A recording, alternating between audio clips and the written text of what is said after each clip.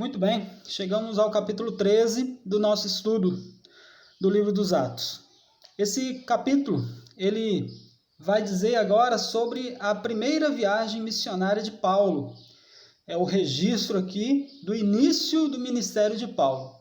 Eu já disse isso lá atrás, no capítulo 11, verso 25, quando a igreja enviou para Antioquia Paulo, juntamente com Barnabé, e ali deu então o início do ministério de Paulo, ainda chamado Saulo.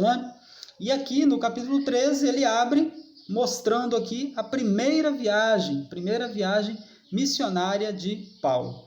Bem, esse verso 1 desse capítulo 13 vai falar que havia vários profetas e doutores na igreja primitiva. É a igreja primitiva aqui, em Antioquia. O que a gente percebe aqui é algo muito interessante, porque são pessoas diferentes que são unidas, ou melhor, que estão unidas aqui num único propósito, que é a fé em Cristo. A fé em Cristo Jesus é o que as pessoas tinham em comum. E esses homens, eles estavam fazendo algo muito interessante. Eles estavam em jejum e oração, pedindo a Deus direcionamento para o que fazer, o que eles deveriam fazer nessa viagem. E após orarem e jejuarem, eles ouvem a voz do Espírito Santo de Deus, dizendo: apartai-me para mim, Saulo e Barnabé. Bem, a palavra apartar significa separar. E aí Deus pede para a igreja separar ou apartar Paulo e Barnabé. Diante disso, eu coloco a nossa vida, em comparação a isso.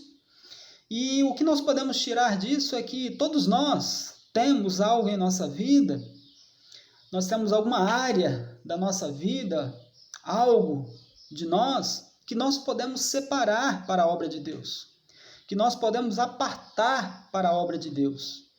Você talvez tenha um dom ali de tocar, você pode apartar para servir a Deus, para a obra do Senhor. Você talvez gosta de cantar, você pode apartar isso para a obra de Deus, você pode separar isso para servir a Deus. Você talvez pode pregar a palavra, talvez você é dado ao ensino, você gosta de ensinar. Então são áreas da sua vida que você pode separar para servir a Deus.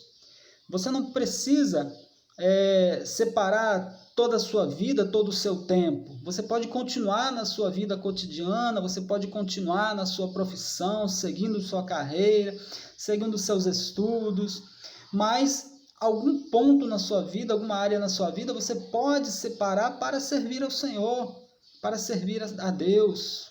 Você pode separar a oração para servir a Deus, você pode ser um grande intercessor, interceder ali pela obra de Deus, pela igreja, pelos líderes, pastores. Você pode separar talvez algum dinheiro para servir a Deus. Não estou falando de dízimo. Dízimo a gente entrega como obediência e gratidão a Deus. Estou falando além do dízimo. Você pode separar alguns trocados para servir na obra de Deus, um dinheiro para servir na obra de Deus. Enfim, existem N coisas que você pode apartar para servir a Deus, E aqui a igreja ouve a voz do Espírito Santo de Deus dizendo: apartai. E nós precisamos estar assim, sensíveis à voz de Deus, sensíveis à voz do Espírito Santo de Deus para separar ou apartar algo para servir a Deus, para servir ao nosso Senhor. Amém? Deixa eu ir para o verso 7, depois eu quero voltar para o verso 6. Verso 7 vai falar sobre Sérgio Paulo. Sérgio Paulo, ele era um governador lá da ilha de Pafos. Ele, ao receber Saulo ainda, ao receber Saulo e Barnabé, ele fica interessado em ouvir a palavra de Deus, ele gosta, ele tem o desejo de ouvir a palavra do Senhor. Só que o que acontece? A maioria desses líderes, eles possuíam, mantinham feiticeiros particulares. Era costume Era um costume, né, que a maioria desses líderes tinham. E aí no verso 6 nós vemos, né, um judeu, falso profeta, mágico. Toda pessoa que mexe com magia, que é mágico, ele é falso, né? Não dá para unir as duas coisas, porque Deus não aprova, Deus não está na mágica, não é de Deus, não vem de Deus, então por isso que é falso. Mas esse mágico, falso profeta, estava a serviço do Sérgio Paulo, estava a serviço do governador. Só que esse mágico, por nome Bar Jesus, ou Elimas, conforme o verso 8 vai traduzir no hebraico, ele começou a perseguir Saulo e Barnabé. Por quê? Porque ele percebeu que se Sérgio Paulo cresce no Evangelho, cresce em Cristo, ele perderia o emprego dele. Então ele começa a difamar, a perseguir Saulo e Barnabé. Aí no verso 9, pela primeira vez, Saulo vai se chamar Paulo. Né? A partir daqui, Saulo agora vai se chamar Paulo, e daqui para frente é o Paulo que nós conhecemos. Nós só chamamos de Paulo, né? A partir daqui é Paulo, ok? A partir daqui é Paulo. Aí no verso 10, o Espírito Santo vai levar Paulo a confrontar Elimas e o seu pecado. Vai confrontar esse pecado e Paulo vai exercer aqui o primeiro milagre punitivo dele. É um milagre que ele vai fazer, porém, de forma punitiva. Ele vai repreender aquele cego, né? Aquele cego não, aquele mágico. E ele começa falando assim, ó filho do diabo, né? Ele repreende veemente, e aí a punição é deixá-lo cego. Ele vai ficar cego, tá? E tudo isso foi feito diante dos olhos de Sérgio Paulo. Sérgio Paulo, além de ter ouvido o Evangelho, ele presenciou isso e, através disso, Sérgio Paulo creu em Jesus, entregou sua vida para Jesus Cristo. Glória a Deus por isso. Aí no verso 13 vai iniciar aqui o primeiro discurso de Paulo, né? Então nós vemos nesse capítulo a primeira viagem missionária, o primeiro milagre feito por Paulo, e agora o primeiro discurso dele, e também depois nós vamos ver a primeira perseguição, tá? O primeiro discurso dele, ele começa fazendo uma síntese do Antigo Testamento, vai falar sobre os juízes, os reis, Saul, Davi, até chegar a Jesus. Aí isso começa no verso 17, a partir do verso 13, né? Então ele faz toda essa síntese, do verso 17 até o verso 23. Aí no verso 24 ele entra no Novo Testamento. Ele menciona quem? João Batista. Aí do verso 26 até o 41 ele narra histórias da época deles, falando do que aconteceu com Jesus Cristo. Época deles, né?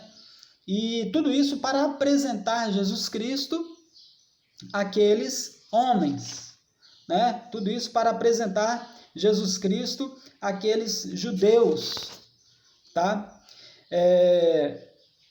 Ali onde ele foi pregar, ali de Antioquia, né? Paulo ele foi ali para numa sinagoga. A sinagoga era uma igreja pequena, modelo que eles trouxeram da Babilônia.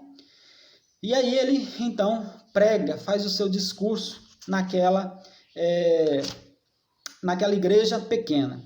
E aí o que aconteceu? No verso 42 eles pediram para Paulo voltar no sábado seguinte. Foi um dia de sábado que Paulo, né, e Barnabé entraram lá para pregar a palavra.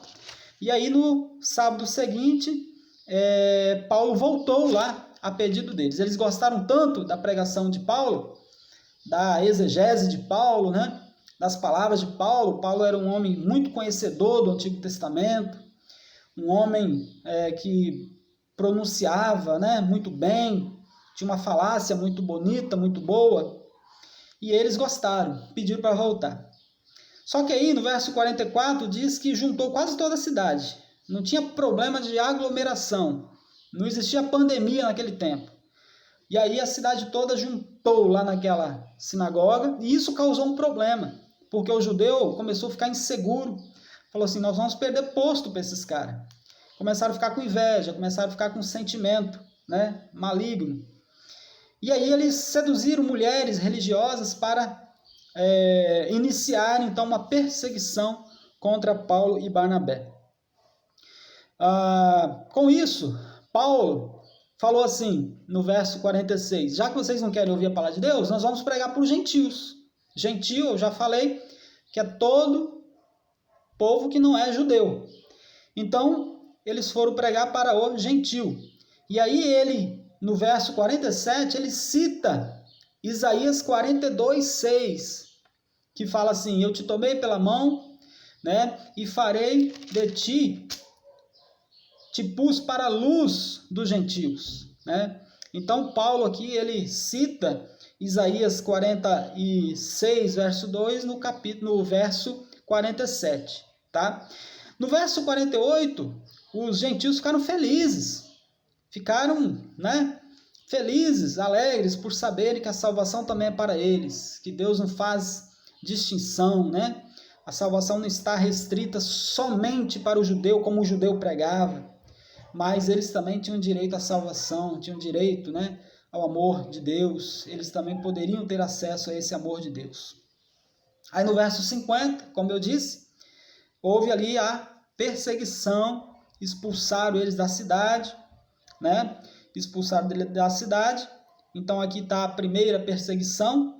Então aqui acontece 4, né, coisas aqui na vida de Paulo. É a primeira viagem missionária dele, tá? Pela primeira vez que ele é chamado de Paulo, é o primeiro milagre dele, primeiro discurso e a primeira perseguição. Começou aqui, né, a vida de Paulo. A vida de Paulo começou aqui no capítulo 13 do livro de Atos, tá?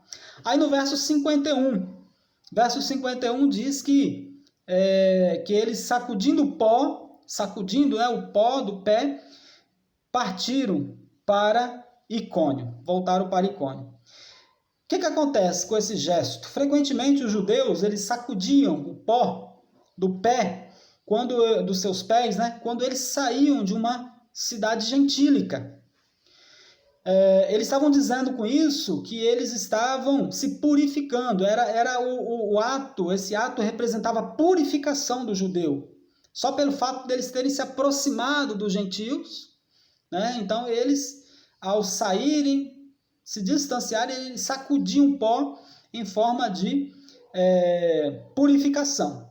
Então quando Paulo e Barnabé sacodem o pó do pé, saindo da cidade deles, da cidade judaica, eles estão dizendo para o judeu agora que eles é que estão impuros e não os gentios, né? Os gentios, eles estavam receptíveis à voz de Deus, receptíveis à mensagem de Jesus Cristo, receptíveis ao evangelho, aceitando alegremente o evangelho de Cristo. E eles não estavam aceitando, estavam rejeitando. Então, por isso, Paulo e Barnabé agora saem da cidade deles, sacudindo o pó, né, para trás, em forma de protesto, dizendo assim, quem está impuro aqui são vocês, e não os gentios, né?